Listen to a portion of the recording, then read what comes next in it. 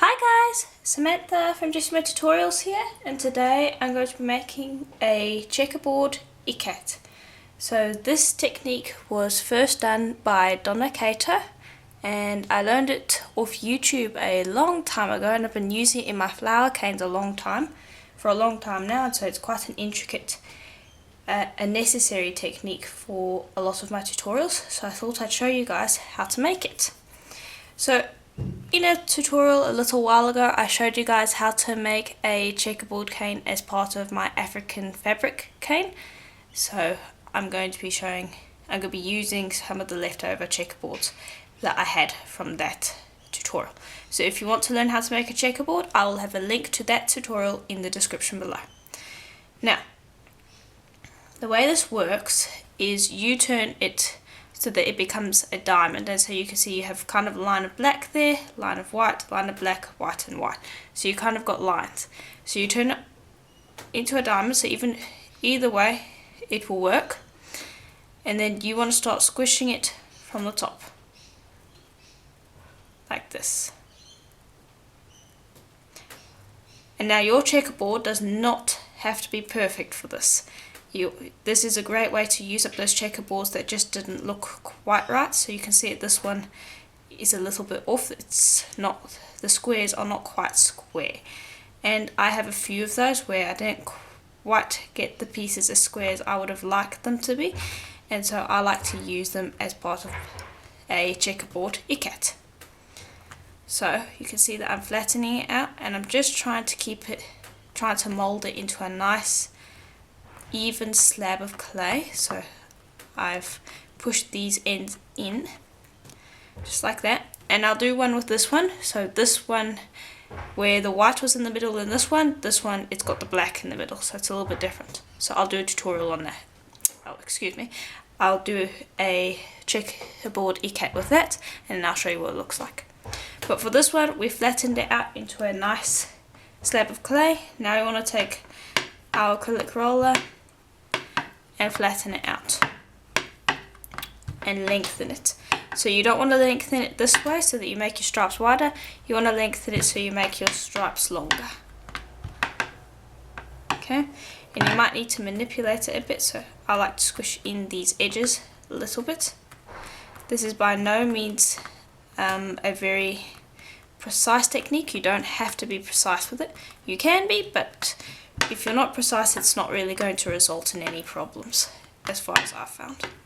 So I've rolled it out enough. Now I'll go bring it over to my pasta machine and roll it through on the thickest setting, going so that my stripes lengthen and not widen. Like that. Okay, now I'll go down another 2 settings to my 5th setting, and again I am lengthening the stripes and not widening, just like that.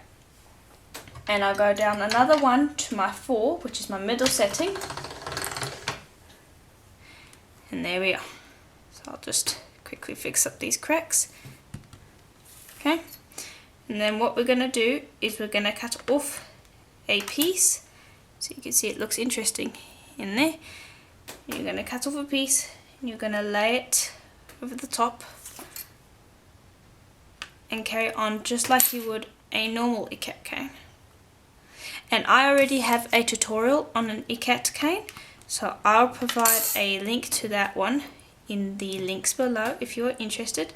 I show the traditional Ikat cane, and I also show one which I came up with by accident when my skinner blend went a little bit too far.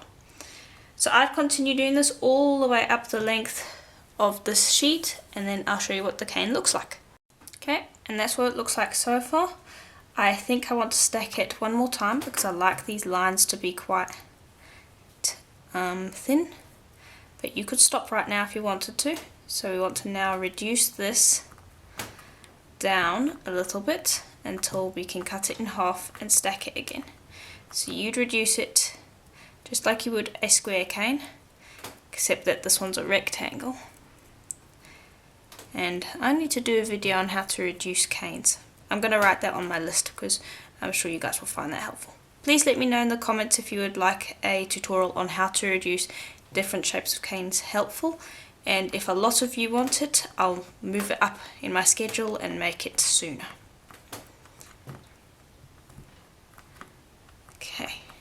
So that's almost reduced enough.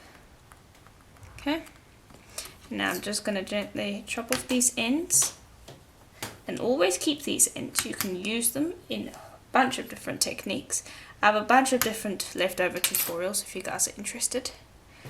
Okay, and now you'll just stack it on top of each other. So we rotate, see if that looks better. That looks better this way. Okay, and then you just piece that together. And you're not really trying to reduce here, you're more trying to push it together.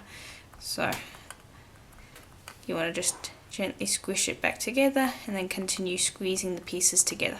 So I'm working with a small amount of clay here. I usually like working with a larger amount, but you can create an Ikat cane with a really small amount of clay. So you don't have to worry about using large amounts for this cane. And I'll slice it. And here's what it looks like. So I'll just bring that up for you to see. So it's really interesting, and this would look a little bit different if the black replaced the white and the white replaced the black. So I'll go do that other checkerboard that I said I would do, and I'll show you what that one looks like. Okay, so I finished doing the black one, and so you can see that it makes quite a big difference. It's the exact same pattern, but it looks quite different with different colors. So experiment around with the colors and you could end up with something really interesting.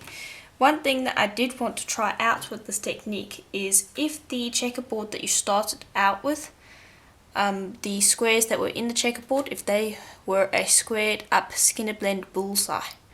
So the checkerboard would have a whole bunch of squares, but they would be skinner blend bullseyes, and then you turned it into this. I think it could be really interesting. So I might do a future tutorial on that. If you guys want me to, let me know, and I'll add that to my list of things to do, and I'll get to it. Now, a thing that I didn't mention before was that your checkerboard does have to be square if you want to do this technique. It will end up a little bit wonky if it's not square, so just make sure that you do have a square checkerboard, and then you should be all good to go for this technique. So I do hope that this tutorial was helpful to you, and if it was, please do check out the links below, as there will be links to more tutorials like this one, and there'll be a link to my website jessamatutorials.com, where you can send in pictures of what you've done using this tutorial and a whole bunch of other ones that I've done, so please do check that out. And as always, I hope to see you in the next tutorial. Bye for now!